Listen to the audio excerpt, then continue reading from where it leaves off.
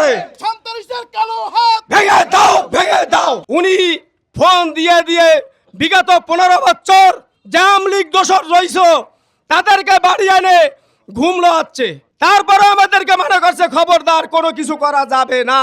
কিন্তু 15 বছর একটি দল ক্ষমতায় রয়েছে, বিএমপি কসাইয়ের মতো বানাইছে, কসাইখানার মতো বানাইছে এই ঠোড়ারা আওয়ামী লীগ সন্ত্রাসরা। তারা কিন্তু আজকে ঘোরাফেরা করে, ব্যবসা বাণিজ্য করে, কার নির্দেশে?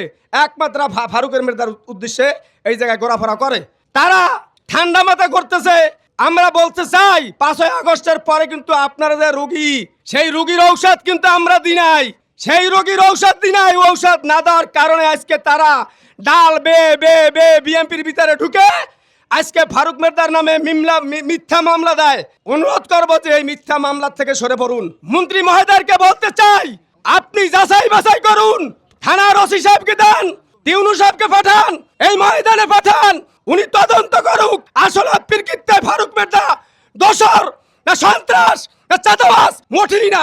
জনগণ তো সেরাই দিচ্ছে আজকে। তদন্ত করে দেখবে কারা দোষী আর কারা নির্দোষী। কিন্তু আমরা দেখেছি ওই শিক্ষিকা একটি পক্ষ নিয়ে আরেকটি পক্ষ নামে মামলা করেছে। আমরা এই শিক্ষিকার আচরণে সত্যি আমরা মর্মাহত এবং লজ্জিত। সামনে তদন্ত হবে, এই তদন্তে মির্জা ফারুকুল ইসলাম নির্দোষভাবে প্রমাণিত হবে। আমরা সত্যের পথে আছি, অন্যায়ের বিরুদ্ধে লড়ব, আমরা সবসময় সত্য কথা বলতে শিখব। আমাদের একটা কথাই মনে রাখতে হবে, বিগত ফ্যাসিস্ট সরকারের আমলে আমরা বিভিন্ন অত্যাচার নির্যাতনের শিকার হয়েছি। আজকে আমাদের মাঝে সেই ফ্যাসিস্টের গুপ্তচার ঢুকে আজকে আমাদের মাঝে নিজেদের মাঝে বিভিন্ন দ্বন্দ্ব লাগানোর চেষ্টা করছে।